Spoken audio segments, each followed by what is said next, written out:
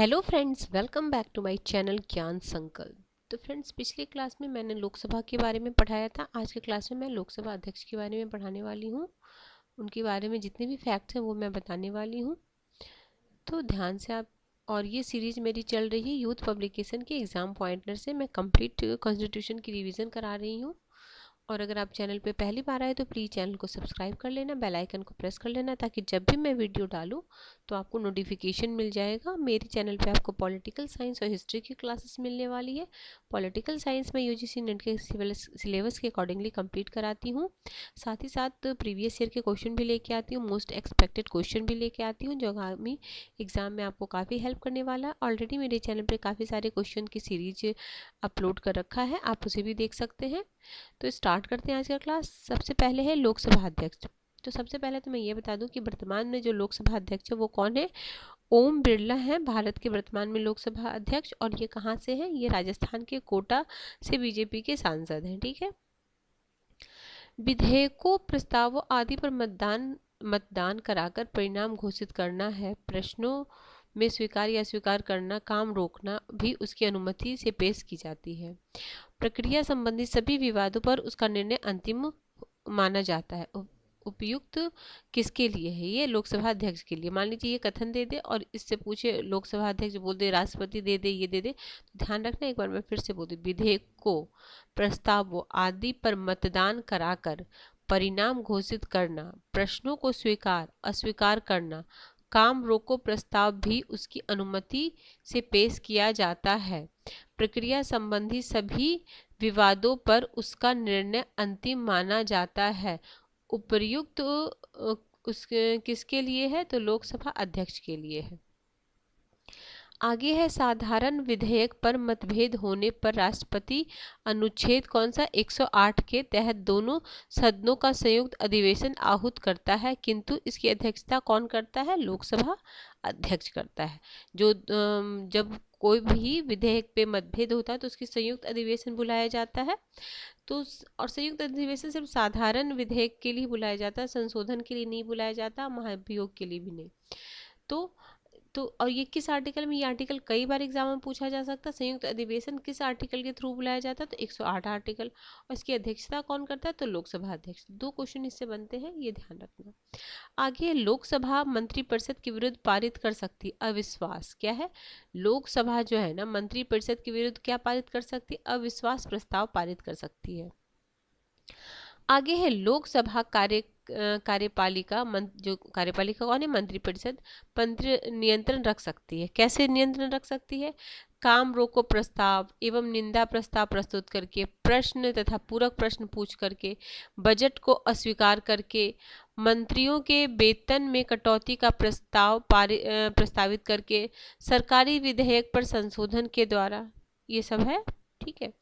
आगे धन विधेयक केवल लोकसभा में ही प्रस्तावित किए जा सकते हैं, राज्यसभा में नहीं। इसका उल्लेख संविधान के किस अनुच्छेद में है, 109 में है, कि जो धन विधेयक है ये सिर्फ उसमें हो, लोकसभा में ही पारित हो। इधर दिया हुआ था, मैंने पिछले क्लास में ये करा दिया है। इसमें सीटों की संख्या इधर दी हुई, ये मैंने करा रखा है, आप देख लेना। पिछले क्लास में ये सारी दिए हुई है।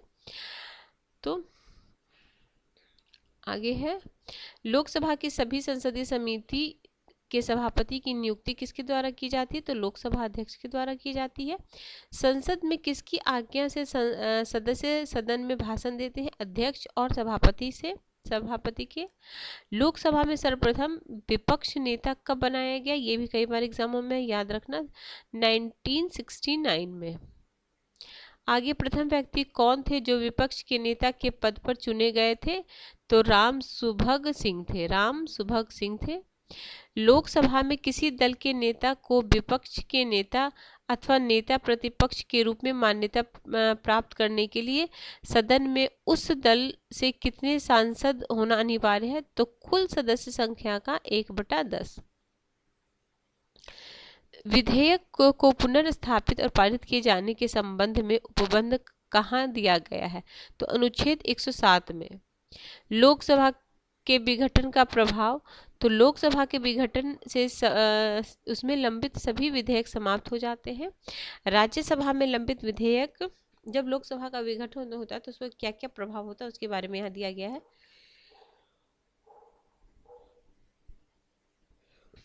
तो राज्यसभा में लंबित विधेयक जिसे लोकसभा ने पारित नहीं किया विघटन के कारण समाप्त नहीं माने जाएंगे।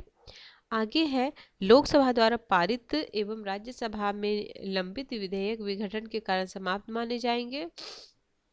संयुक्त अधिवेशन की अधिसूचना जारी होने पर विधेयक समाप्त नहीं होगा। यदि विधेयक दोनों सदनों से पास होकर राष्ट्रपति के पास भेजा जाता है तो विधेयक लोकसभा के विघटन पर समाप्त नहीं होता। लोकसभा के विघटन से उसमें लंबित सभी कार्य समाप्त हो जाते हैं, किंतु सत्रावसान से कार्य या विधेयक समाप्त नहीं होते। ठीक है। आगे है लोकसभा को लोकप्रिय सदन क्यों कहा जाता है? क्यों कहा जाता है लोकप्रिय? तो प्रत्यक्ष निर्वाचन द्वारा वयस्क मताधिकार से निर्वाचित प्रतिनिधि लोकसभा के सदस्य होते हैं। लोकसभा में शांति व्यवस्था बनाए रखने के लिए कौन उत्तरदायी है? तो लोकसभा में शांति व्यवस्था बनाए रखने के लिए कौन उत्तरदायी है? तो लोकसभा अध्यक्ष। दल बदल के आधार पर अयोग्यता संबंधी प्रश्नों का निर्णय कौन करता है? तो लोकसभा अध्यक्ष। लोकसभा में अव्यवस्था फैलाने पर संसद की कार्यवाही स्थगित कर सकता है, तो लोकसभा अध्यक्ष। आगे है मीरा कुमार लोकसभा अध्यक्ष थी, पद क्रम में 20वें एवं व्यक्ति क्रम में 15वीं। ठीक है। भारत के प्रथम महिला लोकसभा अध्यक्ष कौन? मीरा कुमार। ऐसे लोकसभा अध्यक्ष जो लोकसभा उपाध्यक्ष भी रह चुके हैं उसमें से 2 नाम याद रखना, ये भी इस टाइप के क्वेश्चन पूछे जाते हैं।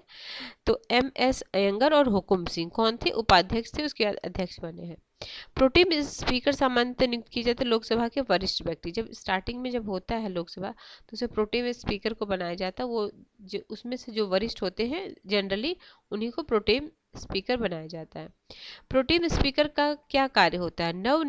निर्वाचित सदस्यों को शपथ दिलाना। जब नए सदस्य बनते हैं तो उनको शपथ दिलाने के लिए ये प्रोटेम स्पीकर बनाया जाता है। प्रथम स्पीकर अध्यक्ष जिसके खिलाफ लोकसभा में अविश्वास प्रस्ताव किया गया था तो यह है GV मावलंकर। वर्तमान में तो हमने भी कर लिया है। लोकसभा के प्रथम जनजातीय अध्यक्ष कौन है? PM संगमा है 1996 में। कोई विधेयक धन विधेयक अथवा नहीं, इसका निर्णय कौन करता है? तो ये लोकसभा अध्यक्ष ही करते हैं कि ये विधेयक धन विधेयक है या नहीं है। लोकसभा में निर्वाचित होने के लिए कितनी आयु होनी चाहिए? तो 25 वर्ष होनी चाहिए। वर्तमान में लोकसभा में निर्वाचित हेतु छोटे राज्यों के लिए चुनाव व्यय की सीमा क्या है? तो 54। वर्तमान लोकसभा में निर्वाचन हेतु छोटे राज्यों के लिए चुनाव व्यय की सीमा क्या है? 54 लाख, पहले 22 था। प्रथम लोकसभा के प्रथम स्पीकर कौन है? तो ये सबको पता होगा आई थिंक, गणेश वासुदेव मावलंकर हैं, GV मावलंकर भी बोलते हैं जिसको। 1952 से 56 तक। लोकसभा जैसे प्रथम वाला तो बिल्कुल ध्यान रखना, हर चीज में प्रथम वाला याद रखना, और रिसेंट जो इधर चल रहे हैं उधर भी याद रखना, ताकि जब भी कालक्रम में आपको सजाने आ जाए तो आप आसानी से उसको कर सकते हो।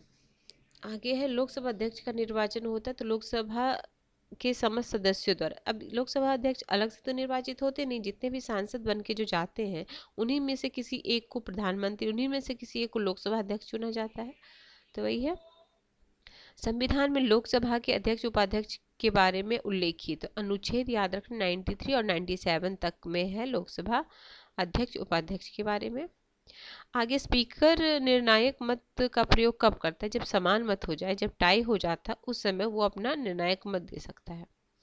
किसके द्वारा अपने मत की शपथ नहीं ली जाती है? तो लोकसभा अध्यक्ष के द्वारा अपने पद की शपथ, वो एक सांसद के ही रूप में शपथ लेते हैं, उसके बाद उनको उसमें से किन्हीं को अध्यक्ष चुन लिया है। तो ये अपने पद की शपथ नहीं लेते, एक सांसद के रूप में ये शपथ लेते हैं।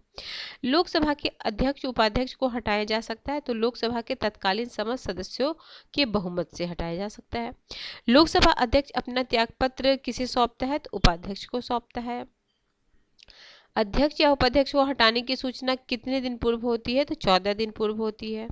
किस अनुच्छेद में उल्लेख मिलता है कि अध्यक्ष का पद रिक्त हो गया हो या अनुपस्थित हो तो उपाध्यक्ष अध्यक्ष पद संभालता है? तो अनुच्छेद किसमें? 95 में। लोकसभा अध्यक्ष को उसके कार्यकाल से पूर्व हटाया जा सकता है तो लोकसभा से पारित प्रस्ताव द्वारा। बराबर मत होने की दशा में लोकसभा अध्यक्ष का मत निर्णायक होगा, यह इसका प्रयोग करता है। तो किस अनुच्छेद के द्वारा? तो 100 के फर्स्ट के द्वारा। आगे लोकसभा सचिवालय प्रत्यक्ष रूप से किसकी देखरेख में कार्य करता है? तो लोकसभा अध्यक्ष के। लोकसभा के प्रथम उपाध्यक्ष, ये याद रखना है, श्री एम अनंत शयनम अयंगर। लोकसभा के पीठासीन अधिकारी कौन है? लोकसभा के अध्यक्ष और उपाध्यक्ष। वे कौन से लोकसभा अध्यक्ष हुए जो बाद में राष्ट्रपति निर्वाचित हुए? तो नीलम संजीव रेड्डी। ये निर्विरोध भी चुने गए थे, ऐसे भी क्वेश्चन आते हैं, कौन से राष्ट्रपति है जो निर्विरोध चुने गए थे? तो नीलम संजीव रेड्डी हैं, और ये पहले अध्यक्ष भी थे। ठीक है, ऐसे लोकसभा अध्यक्ष जो बाद में उपाध्यक्ष भी नियुक्त हुए हैं, तो ये हो गया अयंगर और हुकुम सिंह।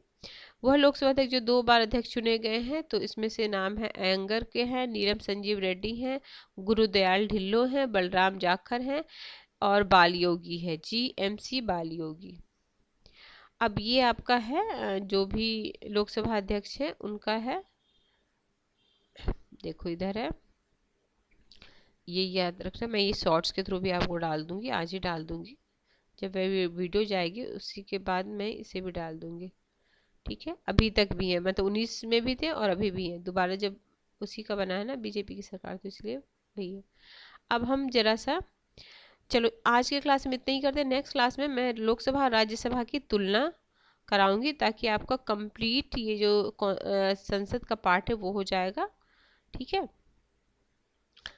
तो और फिर इसके बाद अगले में संसद कार्रवाई भी शायद उसी दिन बता दूं, क्योंकि ज़्यादा तो नहीं है ना डिफरेंस, देखती हूँ जैसा होता है, जैसे टाइम मिलता है। फिर ये संसद की कार्रवाई है इसमें, उसके बाद आपका जितने भी धन विधेयक और उसमें अंतर है, तो मैं छोटे छोटे ही वीडियो डालूंगी ताकि आप आसानी से इसको लर्न कर पाओ। धन विधेयक से संबंधित जितने भी प्रावधान हुए, तो कौन सा कैसे कैसे है वो हो जाएगा। फिर बजट के लिए एक अलग सा सेशन लेके आऊँगी, जिसमें बजट से संबंधित आपके जितने भी फैक्ट हैं वो आ जाएंगे, देखती हूँ उसमें। और हाँ ठीक है, फिर तो लगे उसके बाद फिर ये चैप्टर फिनिश होगा, फिर हम राज्य और राज्य की कार्यपालिका करेंगे। तो अभी दो से 3 क्लास तो इसमें ही जाने वाला है।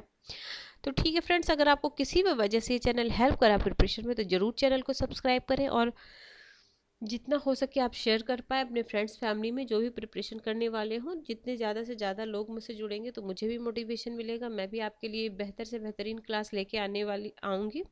और आगामी जब टाइम आ रहा है, देखो अब हर स्टेट में वैकेंसी निकल ही रही है। अब राजस्थान में देखो फर्स्ट ग्रेड की वैकेंसी आ ही गई है, तो उसमें भी कॉन्स्टिट्यूशन तो पार्ट सब में है ही। अगर आपका सब्जेक्ट पॉलिटिकल साइंस है या आप SST के भी स्टूडेंट हो, तब भी ये वाला पार्ट तो आपको अच्छे से करना है, क्योंकि इस पार्ट में क्वेश्चन गलत नहीं करना। बाकी तो मतलब करना तो किसी में नहीं, बट ये आसान भी टॉपिक है, और इसको कई बार पढ़ लोगे तो इससे जितने भी क्वेश्चन बनते हैं वो आसानी से आपके हो जाएंगे सॉल्व। अभी भी बिहार में भी आ रहा है, झारखंड में आ रहा है, फिर आपका कहाँ पे, अभी तो हरियाणा, फिर हरियाणा में निकलने वाला एचटेट का मैंने अपने चैनल पर डाल रखा है। एचटेट की ये निकल गई है नोटिफिकेशन, फिर एचटेट, वहाँ पे एचटेट करोगे तभी आप PGT भी भर सकते हो, TGT और PRT। तो बहुत सारे स्टेट में भी आ गए हैं, छत्तीसगढ़ हो गया, झारखंड हो गया, बिहार हो गया, उत्तर प्रदेश में भी LT ग्रेड और PGT TGT भी, मतलब मार्च में, मोस्ट प्रोबेबली कि मार्च में होगा। और उसी लगभग अब समझ लो कि LT ग्रेड भी होगा। जो यूपी के गवर्नमेंट, पूर्ण रूप से गवर्नमेंट होते हैं TGT टीचर, उसको LT ग्रेड बोलते हैं, और JIC बोलते हैं PGT टीचर को।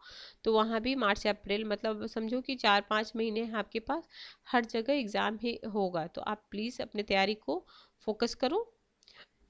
तो ठीक है फ्रेंड्स, मिलते हैं हम नेक्स्ट वीडियो में, टिल देन बाय बाय।